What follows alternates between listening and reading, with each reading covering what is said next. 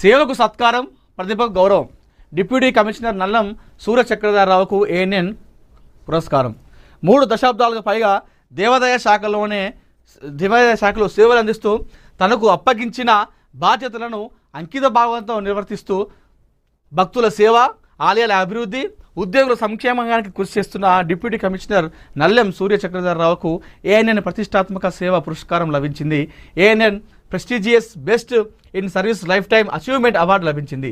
సాధారణ ఉద్యోగిగా తన ప్రస్థానాన్ని ప్రారంభించి అంచెలంచెలుగా ఎదుగుతూ డిప్యూటీ కమిషనర్ స్థాయికి చేరుకున్న ఆయన పనిచేసిన ప్రతి చోట తనదైన శైలిలో బాధ్యతలు నిర్వర్తించారు. వాడివెల్లి శ్రీ వెంకటేశ్వర స్వామి దేవస్థానంలో కార్యనిర్వహణాధికారిగా, అనంతరం అన్నవరం శ్రీ వీర వెంకట సత్యనారాయణ స్వామి వారి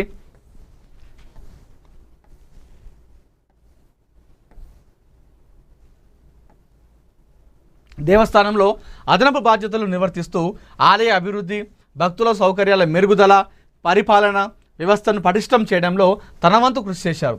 పదవి పెరిగినా, బాధ్యతలు మారినా సేవ పట్ల ఆయనకున్న నిబద్ధత మాత్రం ఎప్పుడు మారలేదు. విజయవాడలో తాజ్ వివాటలో ఏఎన్ఎన్ అంగరంగ వైభవంగా నిర్వహించిన అవార్డ్స్ వేడుకలో నల్లెం సూర్య చక్రధరరావుకు ఆహుతుల హర్షధ్వనాల మధ్య ఏఎన్ఎన్ అవార్డు ప్రదానం చేశారు. ప్రభుత్వ corporation chairman Dondi Rakesh garu, BJP state programmes and protocol chairman Paturu Nagabhushanam, ANN media group chairman Kandi Srinivasa Reddy, CEO కంది రామచంద్రారెడ్డి చేతుల మీదుగా అవార్డు అందజేశారు. సో నల్లం సూర్య చక్రధరరావు గారు ఒక చిన్న ఉద్యోగిగా తన ప్రస్థానాన్ని ప్రారంభించడం జరిగింది. అంచెలంచెలు ఎదుగుతూ ఇలా ఒక అధికారిగా ఆయన ఉండడం జరిగింది. డిప్యూటీ కమిషనర్గా ఆయన సేవ అందిస్తున్నారు. ఆయన అంటే ఆ ఉద్యోగిగా కాకముందే ఆయన లక్ష్యంగా పెట్టుకున్నాడు. ఏదైనా సరే 10 మందికి సహాయం చేయాలి, సేవ చేయడమే లక్ష్యంగా ఆయన పెట్టుకోవడం జరిగింది. అందుకే ఈరోజు చిన్న ఉద్యోగం మొదలుపెట్టినటువంటి అనతి కాలంలోనూ ఇలా ఒక అధికారిగా ఆయన ఉండడం జరిగింది. చిన్న ఉద్యోగిగా అయితే చేపట్టినప్పుడు ఏ విధంగా ఉన్నాడో ఇలా అంత పెద్ద అధికారి అయినప్పటికీ కూడా చక్రధరరావు గారు అదే యాటిట్యూడ్, అదే లాయల్టీ, అదే సేవ గుణం. సో భక్తులకి ఎలాంటి ఇక్కట్లు కలగకుండా, ముఖ్యంగా ఆయన ఆలయానికి ఆ శాఖలో ఉన్నారు కాబట్టి భక్తులు ఆయన ఏ టెంపుల్లో చేసినప్పుడు ఆ టెంపుల్కు వచ్చేటువంటి భక్తుల సౌకర్యాల దృష్ట్యా ఆయన పనిచేసేవారు. మనం చూస్తున్నాం ఈ మధ్యకాలంలో చాలా టెంపుల్లలో వెళ్తే అక్కడ కనీస సౌకర్యాలు ఉన్నాయి, తాగడానికి వాటర్ ఉన్నాయి, ఉండడానికి అట్లాంటి ఏం సౌకర్యాలు ఉన్నాయి, వసతులు ఉన్నాయి. కానీ నల్లెం సూర్య చక్రధరరావు గారు ఏ టెంపుల్లో పనిచేసినా ఆ టెంపుల్కి వచ్చేటువంటి భక్తులకు, ఆ ఆలయానికి కావచ్చు, ఆ భక్తులకు కావచ్చు, ఎలాంటి ఇక్కట్లు కలగకుండా, ఎలాంటి ఇబ్బంది లేకుండా ఆ భక్తుల కోసం ఆయన పనిచేసేవాడు. సో అదొక్కటే కాదు, ఆయన ఓన్లీ అధికారిగా మాత్రమే పనిచేయడం కాకుండా సమాజ సేవ కూడా చేయడం జరిగింది. ఎంతో మందికి ఆయన ఆపదలు ఉంటే ఆపన్న హస్తం అందించినటువంటి చెయ్యి నల్లం సూర్య చక్రధరరావు గారిది. అందుకే ఇలా ఆయనను ఏఎన్ఎన్ మహా అవార్డ్స్లో ఏఎన్ఎన్ ఛానల్ మహా సంయుక్తంగా నిర్వహించినటువంటి ఆ ప్రధానోత్సవంలో ఆయన గుర్తించి ఆయన విశిష్ట సేవలు అందించినందుకు ఏఎన్ఎన్ అవార్డును కూడా ప్రదానోత్సవం చేయడం జరిగింది. సో చాలా అట్టహాసంగా జరిగింది.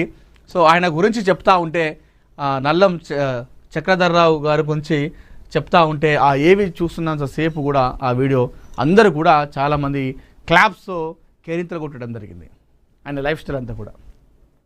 సో అది నల్లం సూర్య చక్రధరరావు గారి యొక్క జీవితం. సో ఆయనను ఆ సేవకు సత్కారం వచ్చింది, ఆ ప్రతిభకు గౌరవం దక్కింది. ఏఎన్ఎన్ ఛానల్ ఆ అవార్డ్స్ ప్రదానోత్సవం ఆయనకు అందించడం జరిగింది. కృష్ణా తీరంలో మహావరుణ యాగం. సీఎం దంపతుల చేతుల మీదుగా పూర్ణహుతి, 11 హోమగుండాలు, 108 మంది ఋత్వికులు. యాగంలో మంత్రి ఉత్తమ్ దంపతులు, హాజరైన మంత్రులు, ఎమ్మెల్యేలు. సో నిన్న రాష్ట్రంలో విస్తారంగా వర్షాలు కురవాలని దేవులను వేడుకుంటూ ప్రభుత్వం నిర్వహించిన మహావరుణ యాగం వేద పండితుల మంత్రోచ్చరణలు, వైదిక క్రతువుల మధ్య శాస్త్రోక్తంగా భక్తి శ్రద్ధలతో సంపూర్ణమైంది. నాగార్జున సాగర్లోని విజయ్ విహార్ వద్ద కృష్ణానది ఒడ్డున నిర్వహించిన ఈ పవిత్ర వరుణ యాగంలో ముఖ్యమంత్రి రేవంత్ రెడ్డి దంపతులు పాల్గొని ఋత్వికుల మార్గదర్శకంతో యాగ క్రతువులను నిర్వహించి పూర్ణాహుతి సమర్పించారు. ఎల్నినో ప్రభావంతో రాష్ట్రంలో వర్షాభావ పరిస్థితులు ఏర్పడడంతో వానలు పడాలని ప్రభుత్వం మహావరుణ యాగం నిర్వహించింది. ఇది సో నిన్న ఈ కృష్ణా తీరంలో మహావరుణ యాగం నిర్వహించడం జరిగింది. సీఎం దంపతుల మీదుగా ఈ పూర్ణాహుతి జరిగింది. ఈ కార్యక్రమంలో మంత్రి ఉత్తమ్ దంపతులు పాల్గొన్నారు. అదేవిధంగా మంత్రులు, అదేవిధంగా ఎమ్మెల్యే కూడా పాల్గొనడం జరిగింది.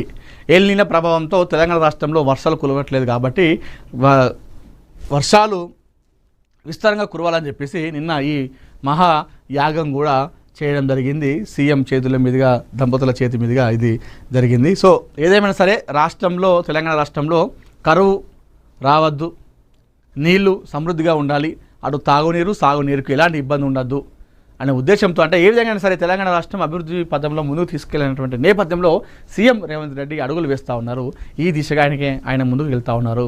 సో అటు బడ్జెట్ విషయంలో కావచ్చు, తెలంగాణకు అభివృద్ధి విషయంలో ఏం జరిగినా కూడా వెంటనే ఢిల్లీకి వెళ్ళాలి, అక్కడ కేంద్ర మంత్రులతో భేటీ కావాలి, కూర్చోవాలి, మాకు ఈ బాధ ఉంది తెలంగాణలో, ఇవన్నీ మాకు ఖచ్చితంగా కావాలని చెప్పేసి డిమాండ్ చేయడమా, రిక్వెస్ట్ చేయడమా చేస్తూ ఉన్నారు. అంటే ఏ విధంగా సరే తెలంగాణ రాష్ట్రాన్ని అభివృద్ధి పథంలో ముందుకు తీసుకెళ్లాలన్నదే రేవంత్ రెడ్డి గారి యొక్క లక్ష్యంగా పెట్టుకున్నారని జరిగింది.